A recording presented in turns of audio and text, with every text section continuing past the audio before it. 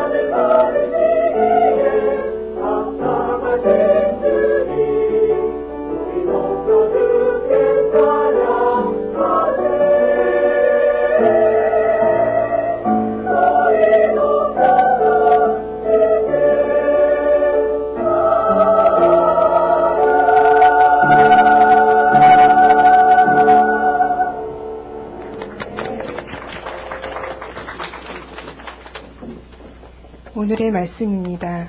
이사야 9장 1절에서 7절입니다. 전에 고통받던 자들에게는 흑암이 없으리로다.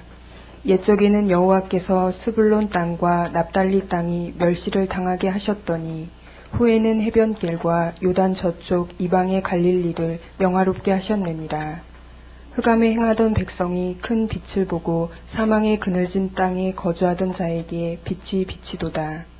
주께서 이 나라를 창성하게 하시며 그 즐거움을 더하게 하셨으므로 추수하는 즐거움과 탈취물을 나눌 때의 즐거움 같이 그들이 주 앞에서 즐거워하오니 이는 그들이 무겁게 맨 멍에와 그들의 어깨의 채찍과 그 압제자의 막대기를 주께서 꺾으시되 미디안의 날과 같이 하셨음이니이다.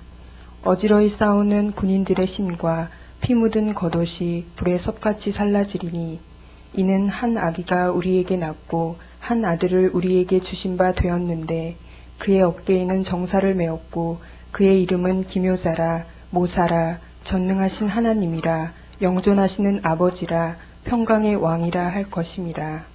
그 정사와 평강의 더함이 무궁하며 또 다윗의 왕자와 그의 나라에 군림하여 그 나라를 굳게 세우고 지금 이후로 영원히 정의와 공의로 그것을 보존하실 것이라. 만군의 여호와의 열심히 이를 이루시리라. 아멘. 아멘. 성탄이 가까워 가는데 지난 한 주 동안 저 북쪽의 한 젊은이가 이상한 일을 해가지고 북녘 동포들이 전부 다 말할 수 없는 고통 속에 어떻게 지낼까 참 염려가 많이 되더라고요. 우리가 그래도 그곳에도 하나님이 계시는데 임마누엘의 날개가 북녘 동포들을 이렇게 덮어주시기를 우리가 간절하게 기도할 수 있게 되기를 바랍니다. 그들의 마음속에서 공포를 가져가시고 주님의 평화를 주시기를 남쪽에서는 기도해야 할 것입니다. 그런 마음으로 북녘 동포들을 향해서 우리 임마누엘 한번 같이 해보죠. 시작. 임마누엘. 임마누엘의 은혜가 그분의 날개가 북녘 동포들을 덮어 지켜주시기를 원합니다. 할 수만 있으면은 통일의 날을 앞당겨 주시기를 원합니다. 세상에 많은 인사와 축복의 말들이 있는데 임마누엘보다 더 아름답고 복된 말은 없을 것입니다. 주님, 여러분들과 같이 살기 위해서 임마누엘 하셨습니다. 이런 임마누엘의 은혜가 오늘 여러분들에게 더 깊이 임할 수 있기를 축복합니다. 지난주에 우리에게 오신 임마누엘이 어떤 분이신가 살펴보았는데 하나님을 외면한 채 스스로 재앙을 끌어들여 허우적거리는 인생들을 건져내기 위해서 오신 분이시고 또 지극히 아름다운 일을 위해서 오셨다고 하였습니다. 오늘은 바로 그분이 우리의 삶 속에 임하실 때 한 사람 한 사람의 인생을 어떻게 바꾸어 놓는가 같이 한번 살펴보고자 합니다. 임마누엘에 대한 기대와 설렘이 가득한 시간이 되기를 바랍니다. 그분은 첫 번째로 변방의 사람들을 영화롭게 하시는 분이십니다. 임마누엘의 주님이 뭘 하신다고요? 네, 변방의 사람들을 영화롭게 하십니다. 1절을 같이 한번 읽어보겠습니다. 시작. 전에 고통받던 자들에게는 흑암이 없으리로다. 옛적에는 여호와께서 스불론 땅과 납달리 땅이 멸시를 당하게 하셨더니 후에는 해변길과 요단 저쪽 이방의 갈릴리를 영화롭게 하셨느니라. 예수님이 이 땅에 오시기 전까지 갈릴리 지방은 그곳에 섞여 있는 스불론과 납달리 그 주변 곳은 이스라엘의 변방에 속해서 같은 동족들로부터 멸시를 당했습니다. 그래서 예루살렘을 중심으로 한 수도권에 살고 있는 사람들은 갈릴리 사람들을 이방인 취급을 하였습니다. 예수님을 갈릴리 나사렛 사람이다 소개하자 나다니엘은 나사렛에서 무슨 선한 것이 나올 수 있느냐고 외면을 했습니다. 그래서 갈릴리 사람들은 고통받는 사람이 되었습니다. 어느 시대든 뛰어나게 드러나는 사람들이 있는가 하면은 사각지대에 가려서 존재감을 잃고 살아가는 사람들이 많습니다. 그러니까 갈릴리 사람들은 아무리 개인적으로 잘나고 능력이 있을지라도 갈릴리 출신이라는 것 때문에 멸시받고 외면을 당해야만 했습니다. 이제 대입 수시 전형이 거의 마무리됐죠? 조현 집사님 그렇죠? 이제 정시 준비해야 할 때죠? 모든 학생들이 할 수만 있으면은 어디로 가고 싶어 합니까? 서울로 가고 싶어 하고, 안 되면은 서울 주변에 수도권 그쪽으로 가고 싶어 하고, 그것도 안 되면은 울면서 지방으로 내려옵니다. 이렇게 하는 것은 갈릴리 출신이라는 꼬리표가 그에게 붙어 다니기 때문입니다. 이 꼬리표 참 무서운 것입니다.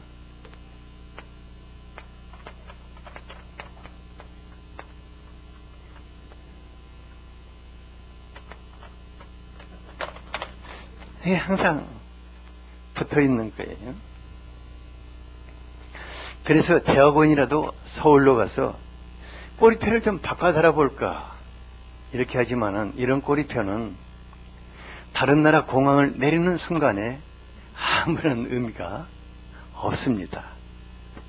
우리나라 사람들은 참 꼬리표 때문에 고생을 많이 하는 것 같아요. 이조시대 때는 뭐 상놈의 꼬리표, 뭐 종의 꼬리표, 요즘 북녘땅을 보니까 백두 혈통의 꼬리표가 아니면은 다 이렇게 외면을 당하는. 그런데 너무 놀라운 것은 우리 예수님이 나사렛 사람이라는 꼬리표를 달고 사셨다는 것입니다. 마태복음 2장 23절에 보면은 나사렛 동네에 가서 사니 이는 선지자로 하신 말씀에 나사렛 사람이라 칭하리라 하심을 이루려 함이라고 하였습니다. 우리 예수님 베들레헴에서 탄생하셨습니다. 그러니까 다윗의 고향인 왕의 혈통을 따라 다윗의 고향에서 탄생하셨는데 놀라울 정도로 이스라엘의 변방인 갈릴리에서도 가장 후진 나사렛 사람으로 칭함받기 위해서 나사렛으로 가셨고 나사렛에서 자랐고 나사렛이라는 사람이 되었습니다. 그러니까 사람들이 그랬어요. 예수님 보면 저 누구라고? 나사렛 사람이야. 나사렛은 안 돼. 이렇게.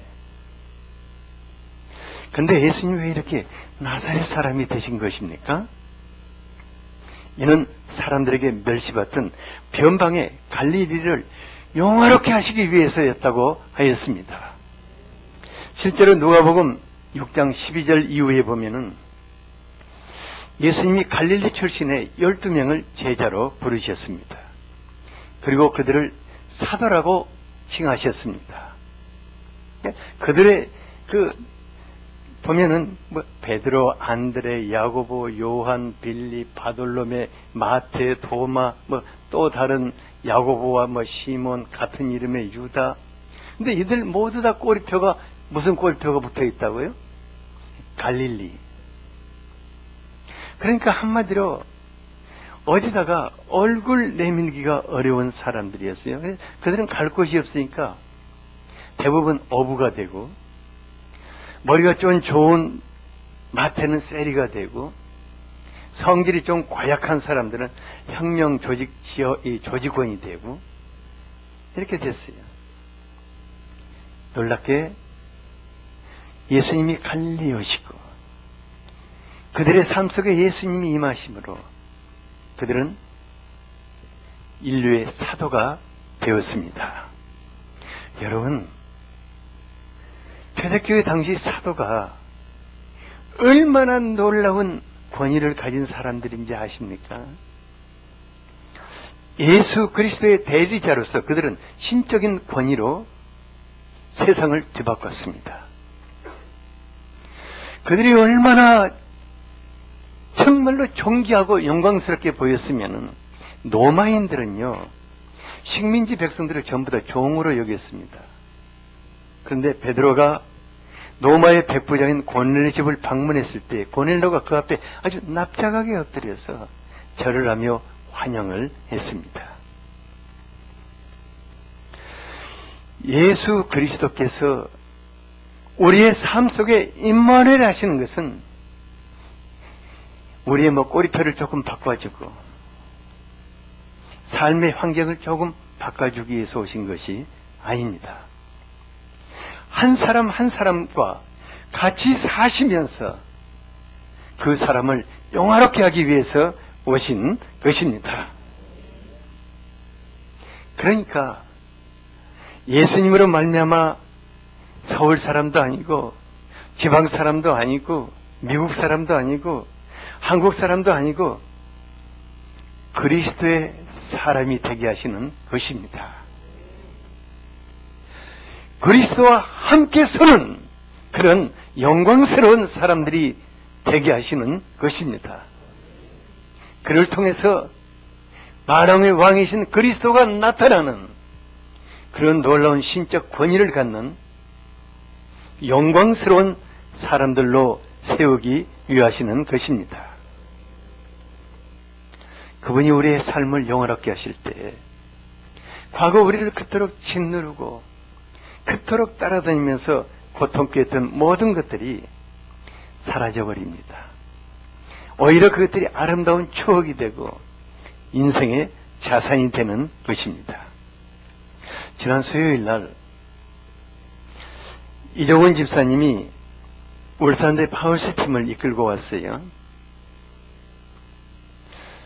저희들이 그분을 도울 때 거의 한 1년 동안 본인이 소년 시절에 어떤 삶을 살았는가, 얼마나 기가 막힌 삶을 살았는가를 계속해서 리바이브를 했어요. 한 1시간 이상을 그런 말을 들어줘야 했어요. 그러니까 얼마나 판잣집에서 헐벗고 굶주리고 알코올 중독자인 아버지의 학대 속에서 공부를 할 수 없었고 정말 너무너무 고생스러운 그런 슬픈 얘기를 늘어놓아요. 천신만고 그때 교수가 되었지만 과거의 슬픔이 그를 삼켜버렸기 때문에 헤어나지를 못하고 밤마다 술독에 빠져서 인생을 저주하며 살아갔습니다. 그런데 주님이 그 삶 속에 임만을 하실 때 그 삶이 완전히 아주 막 급속도로 바뀌어지는 것을 보았어요. 대학을 그토록 비판하던 분이 정말 대학을 사랑하게 되고 정부 과제를 가져다가 수많은 사람들을 먹여 살리고 법조계에서도 유명인사가 되고 또 교계에서도 정말 그를 오라는 곳이 너무 많아지고 사회적으로도 정말 아름답고 복된 영향을 끼치고 사는 것을 보니까 너무 기뻐요. 근데 제가 그분보다도 더 제 마음을 설레는 일이 있어요. 뭐냐면은 그와 함께 같이 온 갈릴리맨들입니다. 그들은 지금은 갈릴리 꼬리표를 달고 있지만은 쭉 돌아가면서 자기들이 1년 사이에 어떻게 변화됐는가를 얘기해 주더라고요. 저는 막 그 얘기를 들으니까 막 말할 수 없이 가슴이 울렁거리는 거예요. 저 젊은이들이 5년, 10년, 20년 후에 얼마나 하나님께서 아름답게 세우셨을까. 우리 주님이 우리의 삶 속에 임마를 하신 이유는 우리를 영화롭게 하시기 위해서입니다. 멸시받고 고통스럽게 부끄럽게 살고 있는 사람들의 삶을 영광스럽게 세워놓으시기 위해서인 것입니다. 두 번째로 주님이 우리의 삶 속에 임만을 하시는 것은 우리를 즐겁게 하시기 위해서입니다. 인생은 즐거워야 합니다. 옆 사람에게 인생은 즐거워야 합니다. 주님은 당신에게 당신의 삶을 즐겁게 하기 위해서 오셨습니다.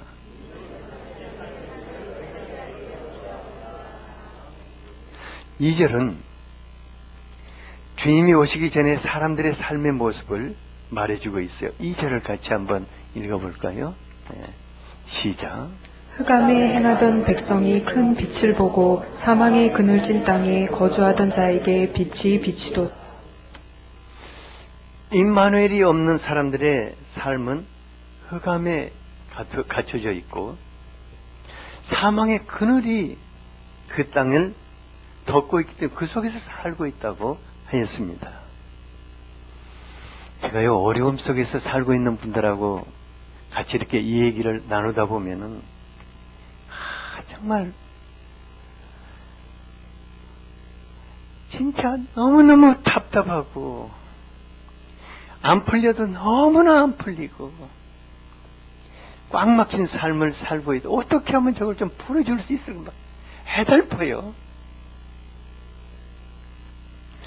사람들이 뭐 정도 차이 있지만은 다 어둠에 갇혀서 고통당하며 살고 있는 것을 봅니다. 그러니까 삶의 희망이 보이지 않으면은 마음이 캄캄해져 버리지 않습니까? 전에 그 송대관 씨인가 그분이 쨍하고 해뜰 날이 돌아온단다. 그 노래 사람들이 재미가 없으니까 계속 쨍하고 해뜰 날이 돌아온단다. 그 노래만 하고 있는데 해뜰 날이 안 와요. 그러니까 아무리 노력해도 아무리 힘쓰고 애써도 풀리지 않는 거예요. 부부관계도 그렇고 경제 사정도 그렇고 인간관계도 그렇고 직장이나 사업도 그렇고 그러니까 나름대로는 정말 죽을 힘을 다해서 풀어보고 몸부림쳐도 안 되니까 마지막으로 생각하는 게 뭐죠? 죽고 싶다는 생각밖에 안 나는 것 같아요.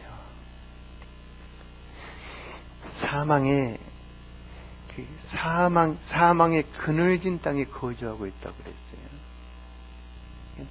사람들이 자기는 자기가 무슨 말을 하는지 잘 모르는데 가만히 들어보면 죽고 싶다는 말을 수없이 반복하며 살고 있어요.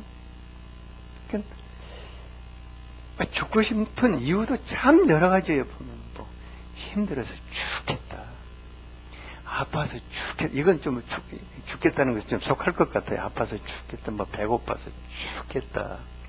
미쳐 죽겠다. 억울해서 죽겠다. 좋아서 죽겠다.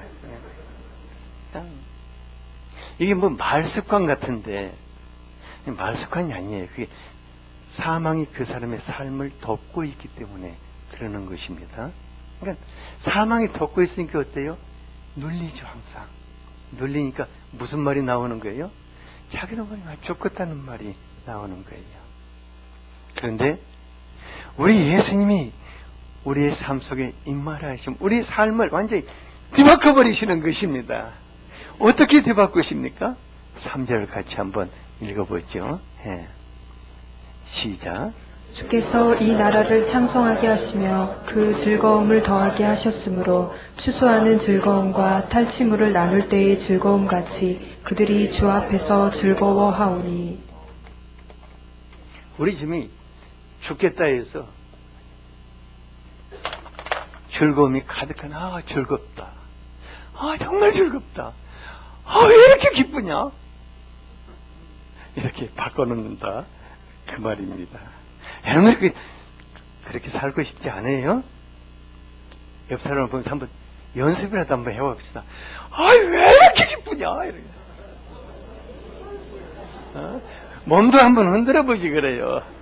아이, 정말 너무 기쁘다. 예? 주님이 이렇게 바뀌어놓기 위해서 오셨어요. 그러니까 이 짧은 3절 한 구절에 즐거움이란 말이 몇 번이나 반복됩니까? 네 번이나 반복돼요. 그런데 주님은 우리의 삶 가운데 즐거움을 더해 주시기 위해서 오셨다고 해요. 즐거움을 계속해서 더해 주시기 위해서 오셨다고 하였습니다. 이는 우리가 하는 모든 일 속에 주님이 들어오셔서 같이 하심으로 그때부터 뭔가 풀리기 시작하는 거예요. 되기 시작하는 거예요.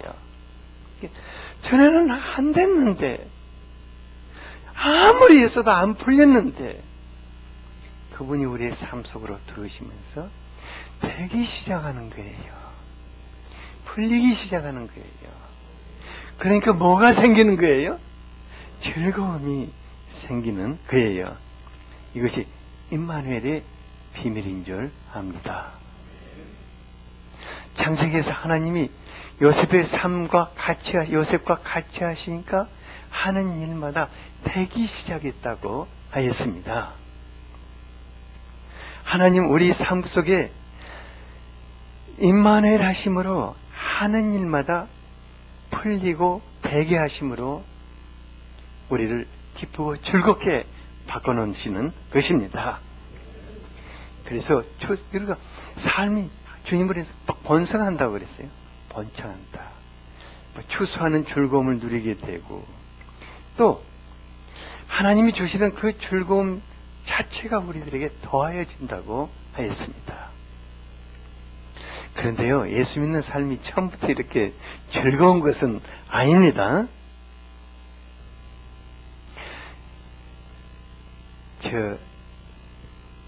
예수 믿기 때문에 남모르는 슬픔도 있고 아픔도 있고 눌림도 있고 회사 가서 괜히 눈치 보는 고통도 있고 기도하고 믿고 또 무슨 일을 해도 잘 안 될 때 또 좌절감, 절망감 그때 또 죽고 싶을 때도 있어요. 없는 게 아니라. 그래서 예수 믿는 사람들이 있다면 죽겠다는 말을 해요. 사람들이 이제 이때 주로 부르는 노래가 뭐냐면은 내 주를 가까이 하려 하면 십자가 짐 같은 고생이라 야곱이 돌벽에 베고잠 같음이라 이런 노래 주로 좋아하지요. 한데 이런 때를 조금만 잘 참고 잘 넘어가면은 어느 때부터인가 삶의 즐거움이 펼쳐지는 시기가 오는 것입니다.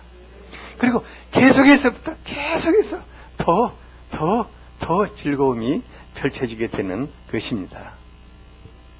어떤 분은요, 제가 인생은 참 즐겁고 아름답고 행복한 것이다 이렇게 말하면은 목사님은 좋겠어요. 그 말이 다른 사람 쏙도 모르고 저런 말을 한다고. 제가 왜 모르겠습니까? 저도요, 꽤 고생 많이 하고 상처 많이 받고 눈물도 많이 흘린 사람인데 왜 그 고통 모르겠습니까? 알지만은 그분의 삶을 좀 바꿔주고 싶어요. 그분의 삶 속에 임마누엘 하신 주님이 같이 하셔서 한숨도 없게 하시고 눈물도 이제 덜 닦게 하시고 정말 주님으로 인해서 즐거워하고 기뻐하는 것을 보고 싶어요. 그래서 의도적으로 계속 이런 얘기를 하는 거예요. 인생살이가 누군가만 같이 해줘도 즐겁습니다.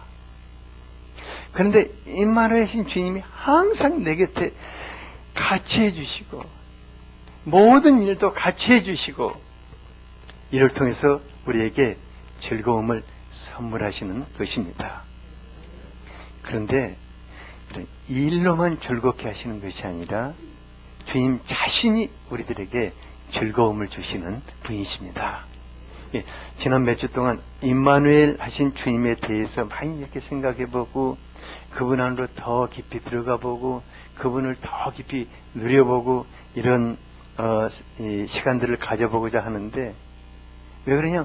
그분 자신이 나의 기쁨이 되어주시고 나의 즐거움, 나의 행복이 되어주시기 때문입니다. 그러면은 그분이 도대체 어떻게 이런 일을 하실 수 있는가? 우리 6절을 같이 한번 읽어보겠습니다. 네. 시작. 이는 한 아기가 우리에게 낳고 한 아들을 우리에게 주신 바 되었는데 그의 어깨에는 정사를 메었고 그의 이름은 기묘자라 모사라 전능하신 하나님이라 영존하시는 아버지라 평강의 왕이라 할 것임이라. 성탄의 은혜는 한 아기가, 누가? 한 아기가 우리에게 나면서부터 시작된다고 하였습니다. 하나님은 우리에게 한 아들을 주신 바 되었다고 하였습니다. 효영아, 하나님은 너에게 한 아들을 주신다면 어떠겠니? 한 아기를 키우라고 주신다면 어떠겠니? 기절해버리지 않겠니? 그런데 너무 놀라운 것은 바로 그분이 우리의 소유인 우리의 아들이 되었다는 것입니다. 제가 이 말씀을 준비하면서요, 참 고민했어요. 이 구절을 써야 안 되나. 왜냐하면 사람들이 들을 때 너무 잘못하면 오버한다고 할 것 같고, 잘못하면 신성모독한다고 한 것 같고. 근데 요한복음 3장 16절에 보면 하나님이 세상을 이처럼 사랑하사 독생자를 주셨다고 하였습니다.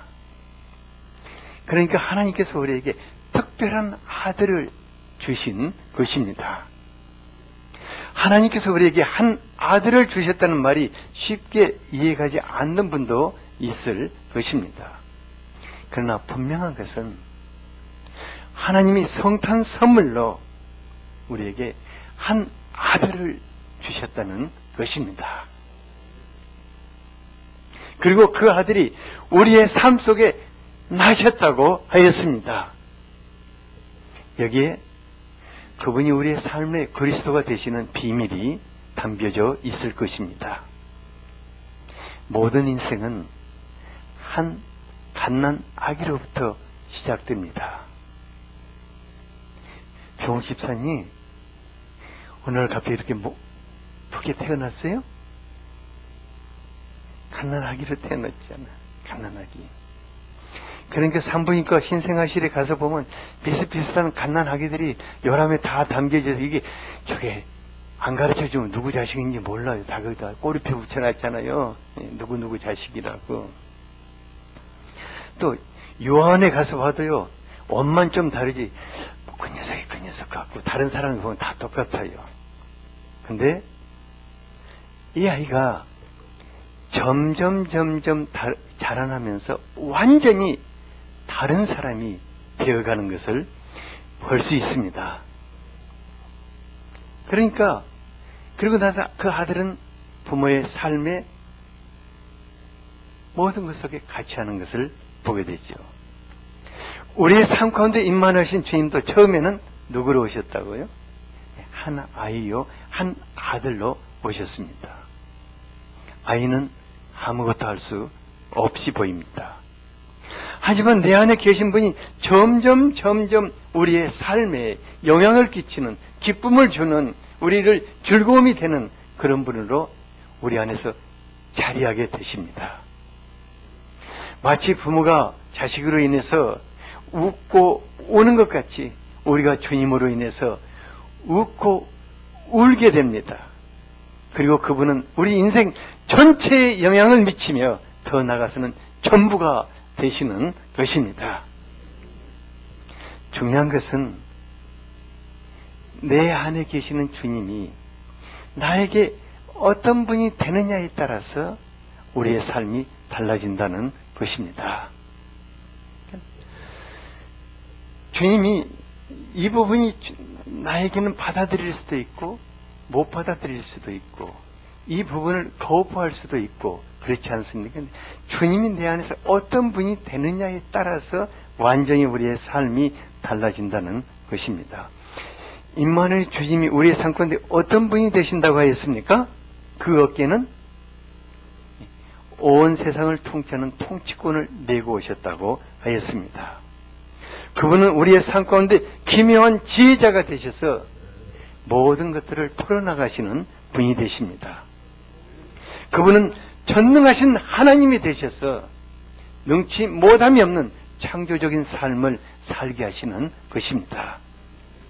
영원한 아버지가 되셔서 우리를 끌어안아 주십니다. 그분이 주시는 평강은 그 누구도 빼앗을 수 없는 갈수록 평화롭게 되는 그런 평강을 주시는 평강의 왕이십니다. 우리 삶 가운데 임만하신 주님이 바로 이런 분이시다는 것입니다. 그런데 왜 예수 믿는 사람들 안에 다 이렇게 나타나지 않는가? 이는 하나님께서 우리에게 한 아들을 선물로 주셨지만은 우리가 받아들일 수도 있고 받아들이지 않을 수도 있는 것입니다. 내가 효영이한테 방금 그랬잖아요. 하나님이 성탄 선물로 너에게 아들을 주신다면 어떻게 하니? 징그러워요. 안 받겠다고 그러잖아요. 효영아, 하나님이 너에게 성탄 선물로 아들을 주신다면 어떠겠니? 한 아들.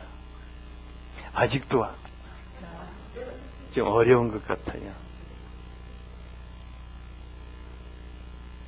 산모에게 젖먹이가 전부이듯 주님을 내 삶의 전부로 여기는 사람에게는 주님도 그 사람의 전부가 되어주시는 것입니다.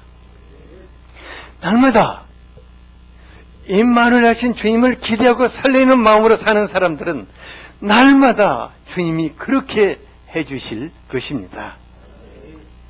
날마다 기묘한 일을 행하실 주님을 기대하는 사람에게는 주님이 날마다 기묘한 일을 행하시는 분으로 나타나실 것입니다. 나와 같이 계시는 주님이 전능자로서 내 삶에 임하기를 갈망하는 사람에게는 전능자의 손을 체험하며 살게 될 것입니다. 주님, 저는 다른 거 다 필요 없어요. 당신이 내 아버지가 되어 주십시오. 나를 안아 주십시오. 내 눈물을 닦아 주십시오. 위로해 주십시오 하고 기대하고 갈망하는 사람에게 주님은 그렇게 임하실 것입니다. 제가요, 여기 드럼을 아주 멋지게 치는 우리 이다니엘, 한 2, 3년 사이에 아주 그 놀라운 삶의 변화를 가져왔어요. 전에는 정말 안 되는 것 가득했어요. 인생을 어떻게 살아가야 할까? 그런데 너무너무 놀라운 것은 주님이 이런 분이시다 하면은 그 주님을 체험해보고자 굉장히 기대하고 설레는 것을 봤어요. 그러니까 매주 주일 말씀, 매주 수요 말씀을 항상 또 듣고 하면 그 주님을 자기의 삶 속에 이렇게 체험해보고자 갈망하고 기대해 왔어요. 그러니까 지금은 거의 안 되는 것이 없다고 그래요.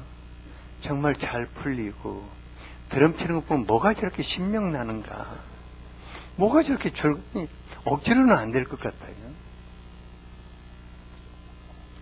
근데 계속 그렇게 산다고 하면은 정말 놀라운 일들이 보게 될 것입니다. 주님이 그 삶에 가득하실 것입니다. 저는 한 가지 주님께 바라고 싶어요. 세상이 너무 시끄러우니까 그분이 저에게 어떤 상황 속에서도 요동함이 없는 평화의 왕으로 임하시기를 갈망하며 살고 있어요. 참 감사한 것은 주님이 제 마음에 요동함을 없게 하셔요. 그리고 아무리 절망스러운 상황 속에서도 그 속에서 희망의 빛을 보게 하셔요. 주님을 기대하기 때문에 그러는 줄 압니다. 임마누엘 주님, 여러분들의 기대와 갈망과 설레임을 통해서 나타나시는 분이십니다. 그래서 매년 성탄의 주님을 내 안에 새롭게 모셔드리는 것이 소중할 것입니다.